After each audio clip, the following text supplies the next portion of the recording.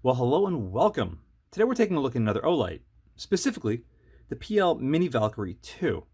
Now, this is not my first Mini Valkyrie 2. Oh no, this is my second. I like this so much that I just had to go out there and buy a second one. These recently came up on sale, and I just couldn't help myself. I had to own another one because I like these that much. And you'll see why in a little bit. Right off the bat, the box on all Olights are pretty well good. It gets the job done. A little hard to open there. Pull it out. Look at that. Packaging is excellent on these things. Now, despite the fact that this is not in some sort of nice high-end foam, it is in vacuum molded plastic, which houses this nice and tight. It takes a little bit of resistance to pull out, and you are off to the races. Now, before we talk about the light, let's take a look and see what else is included. So this is actually a 1913 mount for putting this on a pick rail. Where this one that's on here is a GL, which stands for Glock, I'm going to assume, because it's a lot shorter. This is designed to go underneath the bottom of the Glock, but honestly, it doesn't really matter all that much. Owner's manual. That's about as simple as it gets. You just use it. Okay. Throw that off to the side, and let's take a look at, in my opinion, one of the coolest features about this is the charging system. So I know a lot of lights either use proprietary batteries or different chargers, or they use regular USB-C or something like that. This uses a magnet system. So this is the bottom of the light, and that's the charger. Clips, comes right off, and you're good to go. So put this on your desk, put this in your gun safe if you have power in there, and when you're not using it, you plug it in. It's an hour-long charge to go from full empty to full, and it's as simple as that. Awesome. I really, really love this feature. Another feature that I really like about this Mini Valkyrie 2 is the quick release lever on it. It is about as simple and as awesome as you can get it. You can adjust it right there if you need to, but honestly, with the other two that I haven't found that to ever need to be the case. Now, again, this thing feels like the perfect weight. Any lighter, it would feel cheap, unless it was made out of titanium, which is not, but it would also cost a lot more money. If you want this in titanium, I think Olight makes it in titanium. I know they have a couple of special lights that they do make out of titanium. You pay a little bit more of a premium for it, but if you're looking for ultimate lightweight, that's the way to go. Now, I opted for this beautiful OD green because the other one that I have, which I'm going to pull out right now, is brown. Now, this is on my, I'll say my first go-to rifle, which is a Ruger PCC in 9mm. This one's going to be going on my second go-to rifle, which is a Ruger Ranch in 223.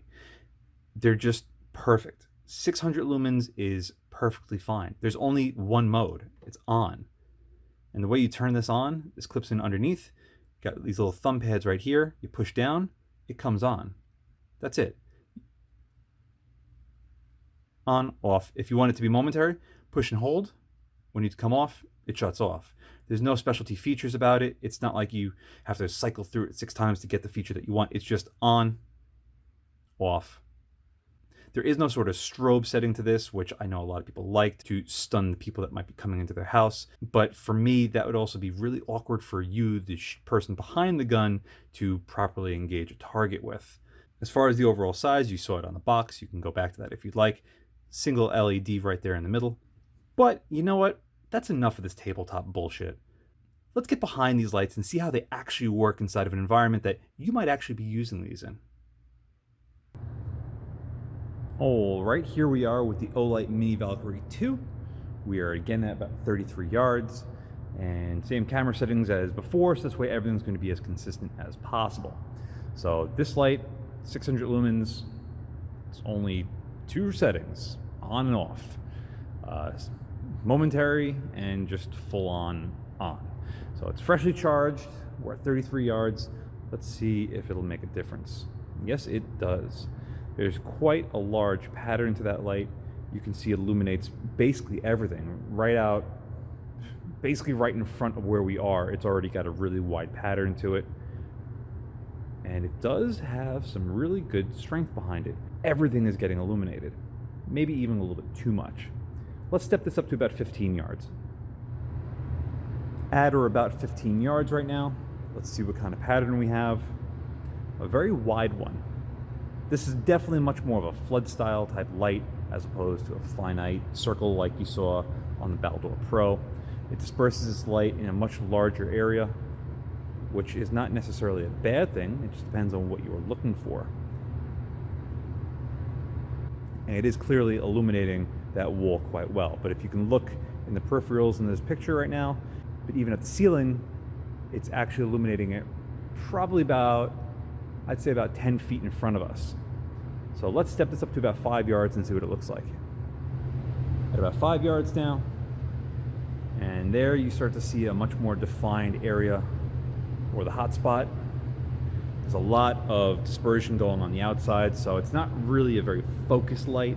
However, for some, that might be a good thing. It all depends on what you want to use this light for. But it does do its job as far as illuminating. No surprises there. But again, if we move up a little bit, you can see on that wall, it basically illuminates the entire wall, and we're only about 5 or so yards away. So this thing really pushes a lot of light really far out there. And we're going to pass right in front of it. There's the hotter spot, all the way off to the side, where again, we're still being noticeably blinded by it. So we've already seen how this light works at different distances on a fairly open area, but how does it work in a darker area with a much more, I would say, complicated section? So there's a lot of stuff going on here. If you watch the Baldur Pro video, you already know exactly what it looks like, but the light here looks a lot more subdued, primarily because the camera settings are fixed right now, and it doesn't clearly seem as bright as it did before or with the Baldur, but that's because this is a much lower lumen than the Baldur Pro. However, in an area like this, if you look up, it's the camera can't even picture how far out. I'm going to try to get it. No, it goes out probably another 3 feet to the left and to the right about where the flood of this light is. So it's a huge, huge flood. But that bright center is still fairly focused at these sort of distances. It really pushes the light wide.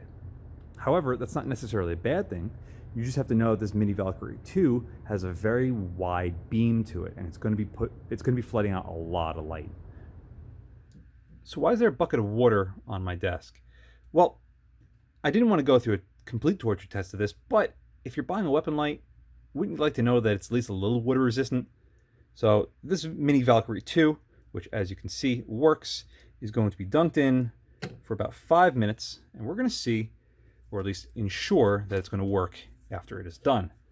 To keep good time, I'm going to leave my watch there, and we'll come back in about 5 minutes or so. So a little bit more than 5 minutes later, best use for an old shirt. Turn